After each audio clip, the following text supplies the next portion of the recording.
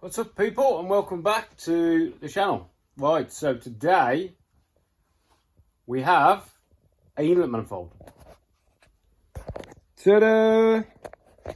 So we've got inlet manifold, new ones of whatever they're called, new ones of whatever these are, nuts. We've got fuel line as well, the right one this time. So this inlet is, you can see where I had my nitrous on it before, but I also had it port matched to the 45s in the head when I initially had it drilled for the nitrous. I used to have direct port nitrous injection on it. So this is a really good inlet, as everybody knows. So we can get all this built up and then get it on the car. I started to do a little bit of polishing yesterday to try and save some of the paintwork. Didn't come up too bad. This could probably do with flatting. I did a little bit here, colour flatted it, and that came up really well. Hear that? So this really probably do the colour flat, because yesterday I can't get the bonnet off. Ready? Ta-da! I got bored in the house. So I came down, finished rocker cover off. So that's been colour flatted. So from 2000, bit of washing up liquid, bit of water, flatted over, buffed up. Could probably use another buff once the car's finished. And I did the side cover. Ah, it looks loads better. Right, let's put these together, shall we? So this is an easy enough job, to be honest.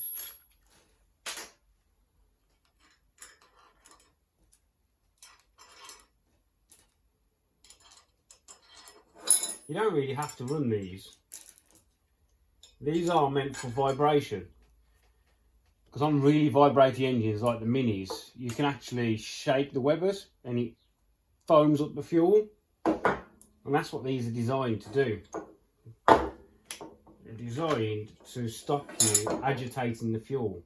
Which one of these have I got to apply first? Might be easier just to drop them both on at the same time. So I can't remember which one you have to do first.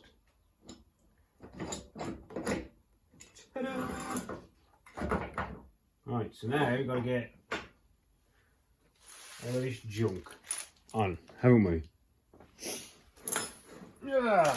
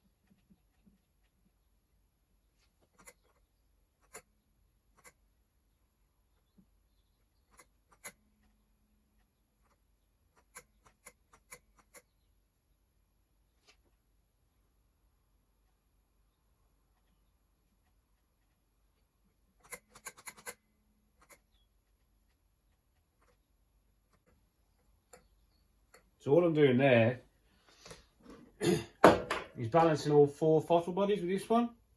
So I've wound the tick over screw right out, made sure all are closed, and then we'll wind this tick over screw, the idle screw, whatever you want to call it, back out till it just touches. And I've wound these air mixture screws out 1 full turn to try and get us somewhere near. Then all we'll do is fire it up, if we keep dying down, we'll turn the idle up, we'll pop these off and we'll balance them with these 4 screws. Get them as balanced as we can, and then you wind the balance out and tick over back in. So you're not using, because if you keep adjusting this if you keep adjusting your oil mixture to get your tick over, you're starting to come into your big jets, and then your idle jets just run off these really. But now we've got to get them on. Oh yes, we'll stick you there. Got a proper decent little inlet manifold gasket.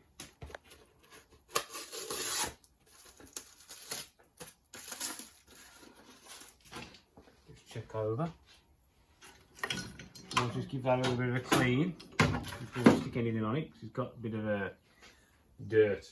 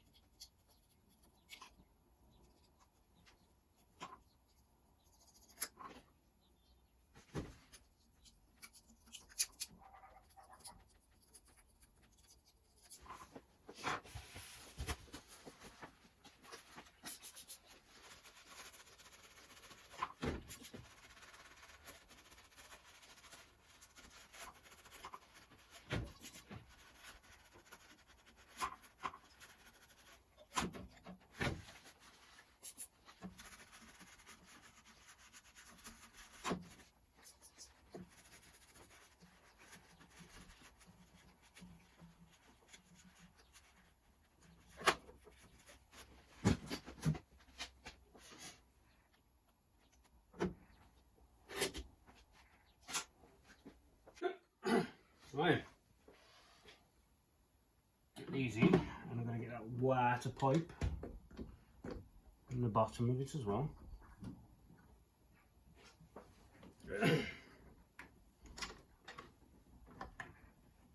What's that?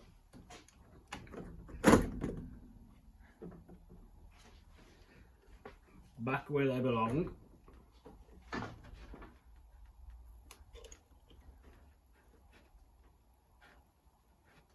Is it going on all the way now? I think it is. Oh, that was easy. Normally that pipe's a bit of an arse to get on, but it's gone on there.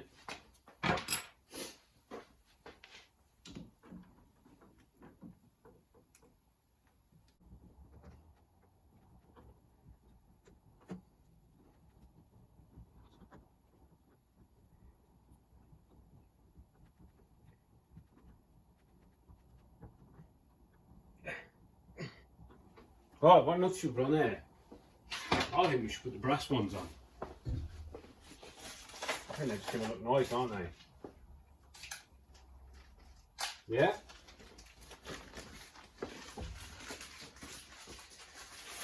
Should we have a look? I think these are going to look trick on there like that.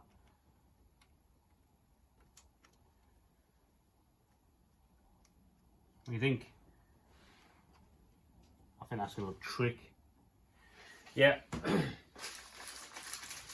first one you have to do is down the back here, because man, it's like a nightmare to do, because it's over the top of that water port. Yeah. Oh, you son of a... There we go, got it. It would have been a lot easier to put these on with the engine out, but we have to carry on, didn't we, boys and girls? go.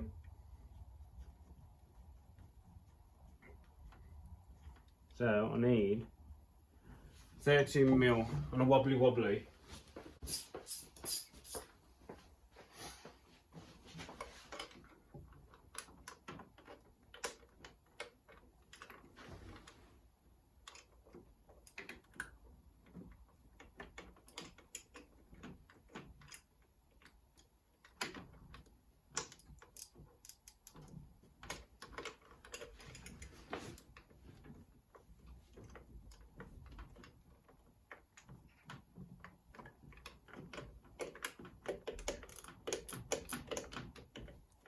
One is just an absolute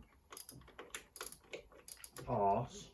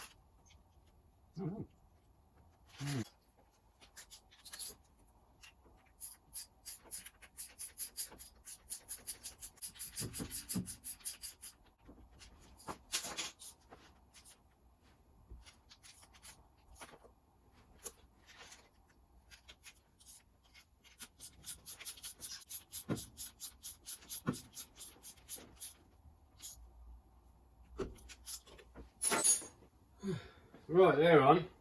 Blow my neck, that was a bit of a freaking game.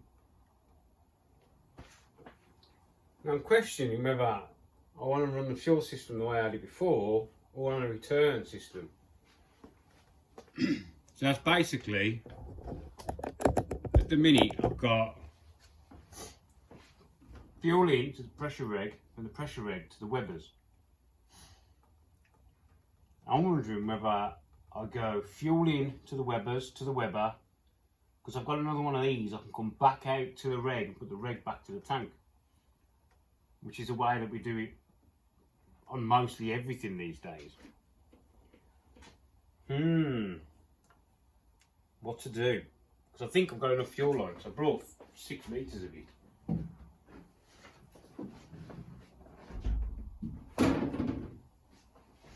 So the return line will be braided.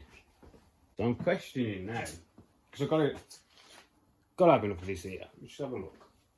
And I brought 6 meters and the car's only 3 meters long. Really, I could do with a better pressure regulator than the one that's on there. What to do? Right, so the Webbers are on. Now, somehow the fuel hose has come, and I ordered 8mm fuel hose, and it's not 8mm. I'll show you. It's oversized 8mm. So you've got a little bit of pressure and it just slots on. So clamping that down, it's just not right.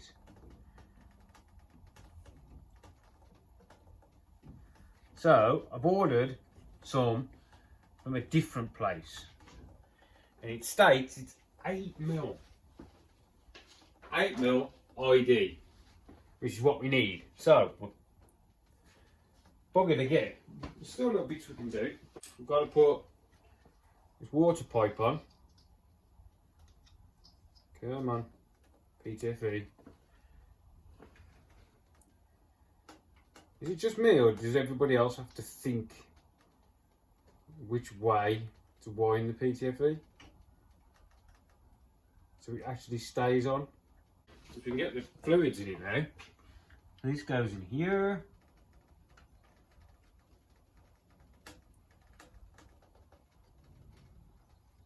Like that.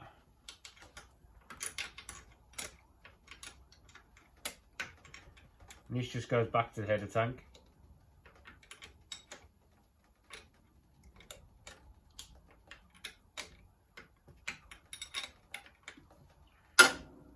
bit, you know, which spot to get to. Something's going on.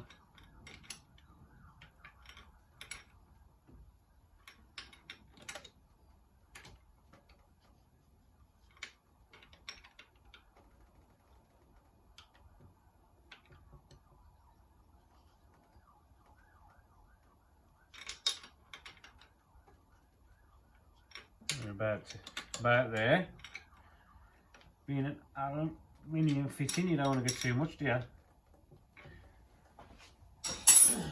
And then this goes on there.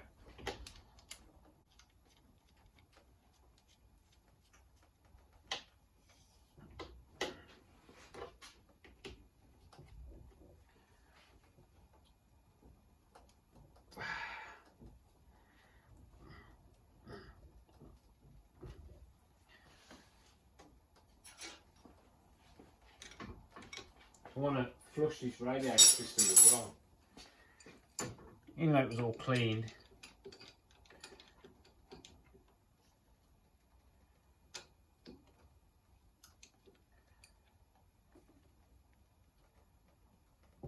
There we go. Now you have to run an earth, which I've got here. Out.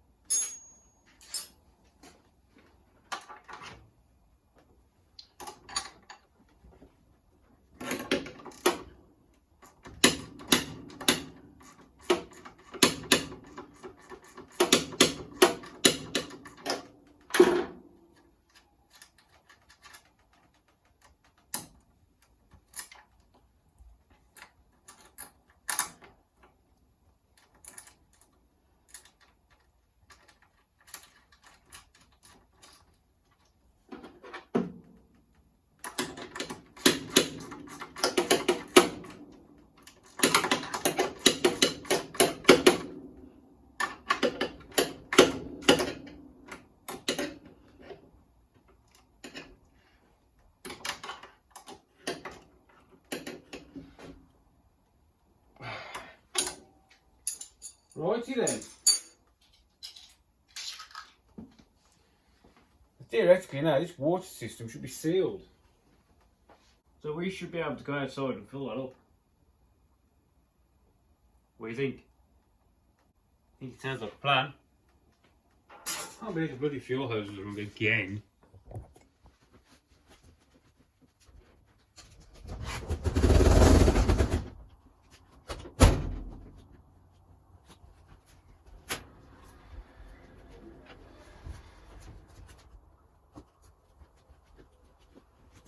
We're going to have to shimmy the booster over next.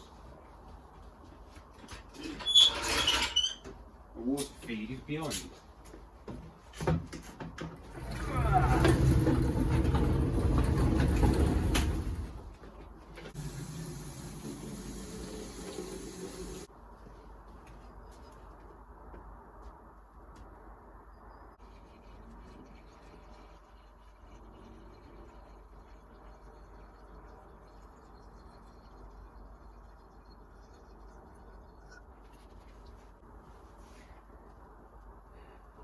These do have a lot of water.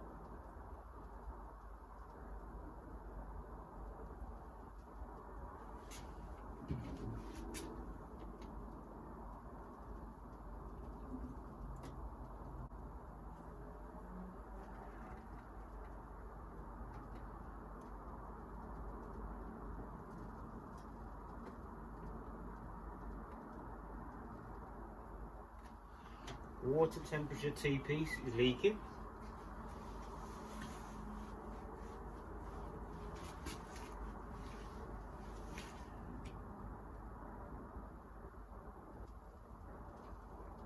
Leaking quite well, to be honest.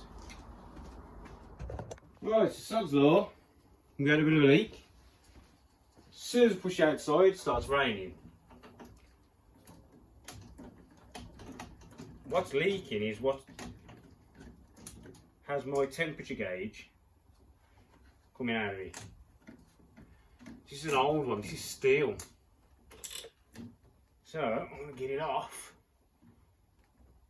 Let's see what we can do with it. Yeah. We either need to fix it or replace it. One of these things. It's leaking.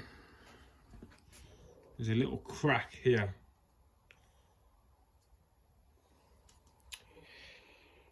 Now I can either grind that off, put a new one in, or just order a new one. The only spare one I've got is really big compared to, so I can't really use that. I need one that goes down to this size. I can't really use that because that's too small for this. Isn't it? I'm sure it is. Because otherwise that's going to have to go in there where it comes in. So that's going to be going in, not coming out of the engine. So the top radiator always comes out the engine, through. So it'll be reading the cold anyway there, won't it? It won't give you an accurate reading of how hot the temperature is of the engine.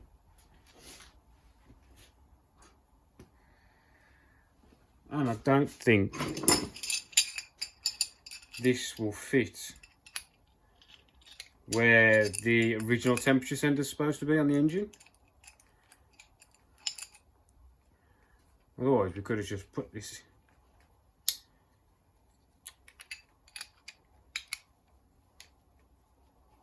straight in the head, but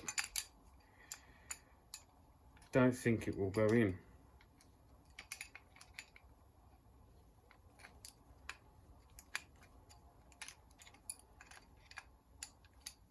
So we've got this.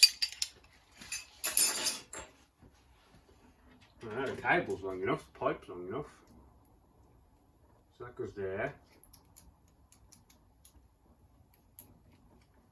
So all that has to stick out, and the original temperature's there. And I'm pretty much certain it's not going to go. Try and get out and have a look. You don't want to take the front end back off. If I can get away with it. Right, managed to get a spanner in there. Just get the bloody thing out now. Oh God, it's so nice.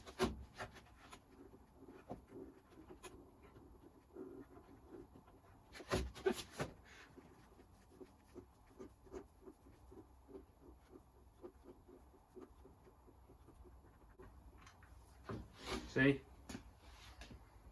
It's not going to work. We've got that, which is bigger than the thread.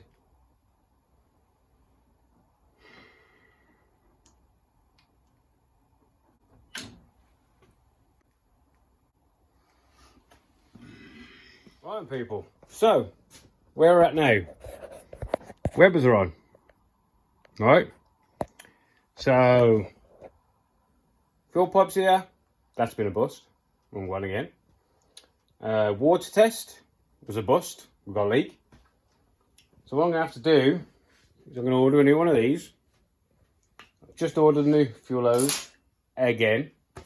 I'm also going to order some new throttle cables because they're just a little bit rough. Right, so I'll get back to you when I've got more parts. See you in a minute.